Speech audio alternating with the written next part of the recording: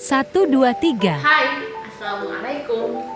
Saya Andi Septiansya Batina dengan NIM 23040450250 kelas C Bimbingan Konseling Universitas Negeri Makassar.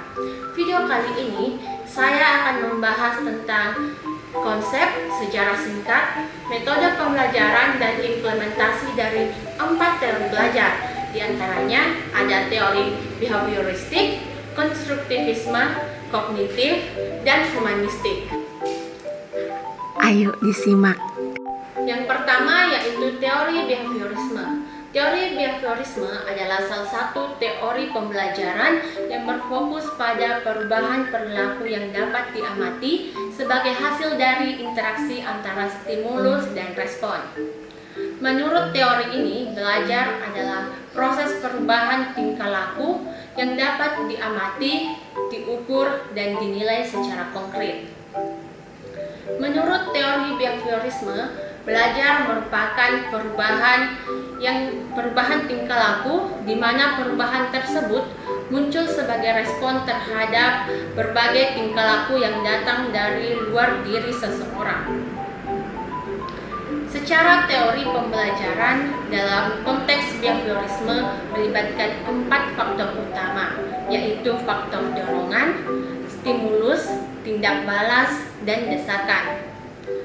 Yang dimaksud dengan dorongan ialah suatu mekanisme psikologi yang mendorong seseorang untuk memenuhi keperluannya melalui aktivitas belajar. Stimulus ialah rangsangan dari luar diri seseorang yang dapat membentuk tindak balas. Sementara tindak balas adalah reaksi terhadap rangsangan yang diberikan dalam perspektif behaviorisme. Respon biasanya muncul dalam bentuk perilaku yang kelihatan. Desakan adalah penguat kepada seseorang agar mereka merasakan ada keperluan untuk memberikan tindak balas secara terus-menerus. Sejarah singkat teori behavioristik pertama kali dikembangkan oleh beberapa tokoh utama, seperti Ivan Pavlov, John Waston, dan Skinner. Pavlov menemukan konsep conditioning klasik melalui eksperimennya dengan seekor anjing. Kemudian John Waston mengembangkan behaviorisme radikal yang menekankan kepada perilaku yang dapat diamati. Skinner kemudian mengembangkan konsep conditioning operan yang menekankan kepada penguatan untuk membentuk perilaku. Selanjutnya, model pembelajaran di sekolah.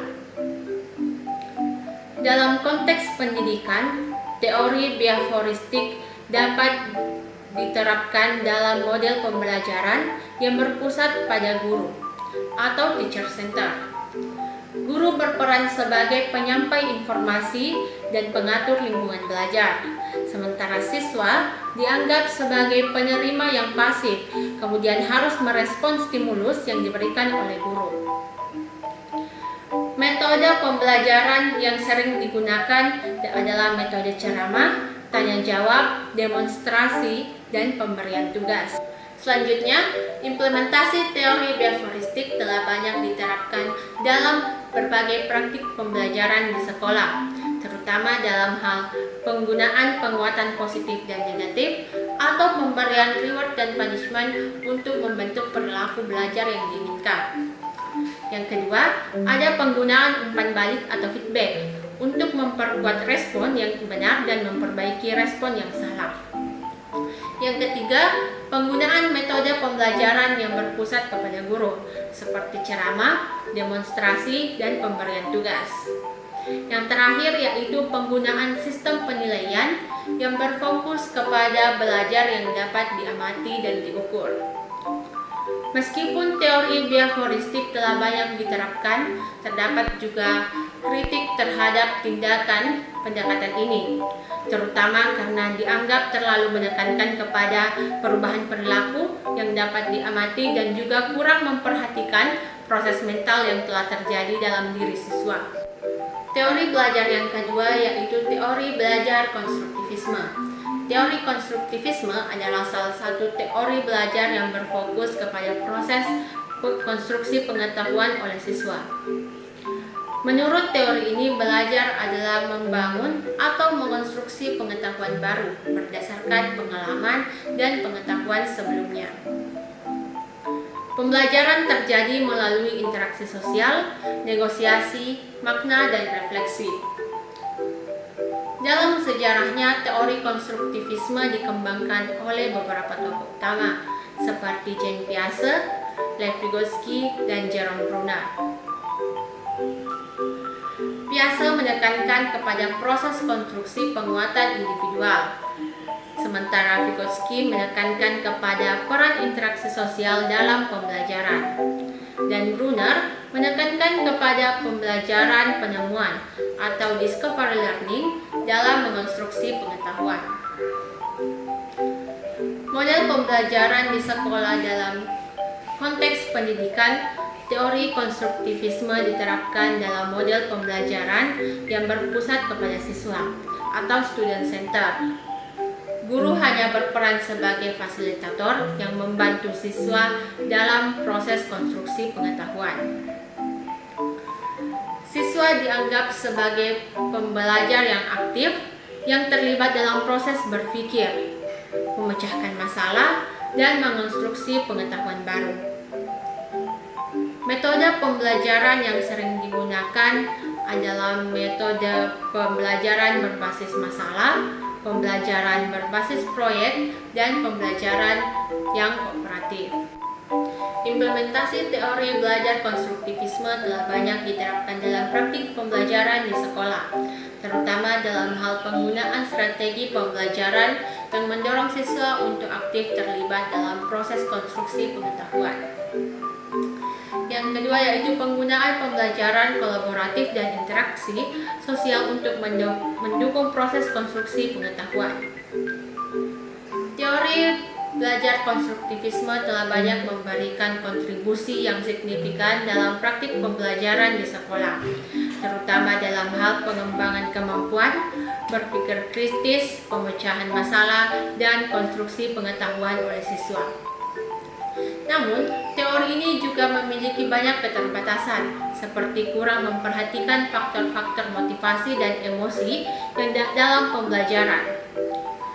Untuk teori belajar yang ketiga yaitu teori kognitif. Teori kognitif adalah salah satu teori pembelajaran yang berfokus kepada proses mental internal yang terjadi saat proses belajar, seperti perspektif, perhatian, ingatan, berpikir, dan pemecahan masalah. Menurut teori ini, belajar adalah proses yang aktif melibatkan konstruksi pengetahuan baru berdasarkan pengalaman dan pengetahuan sebelumnya. Pembelajaran terjadi melalui proses informasi dan pembentukan konsep dan pemecahan masalah. Dalam sejarahnya, teori kognitif dikembangkan oleh beberapa tokoh utama seperti Jean Piaget, Lev Vygotsky, dan Jerome Bruner. Piaget menekankan kepada tahap-tahap perkembangan kognitif anak. Lev Vygotsky menekankan kepada peran interaksi sosial dalam pembelajaran, dan Jerome Bruner menekankan kepada discovery learning dan konstruksi pengetahuan. Dalam konteks pendidikan, teori kognitif diterapkan dalam model pembelajaran yang berpusat kepada siswa atau student center. Guru berperan sebagai fasilitator yang membantu siswa dalam memproses konstruksi pengetahuan.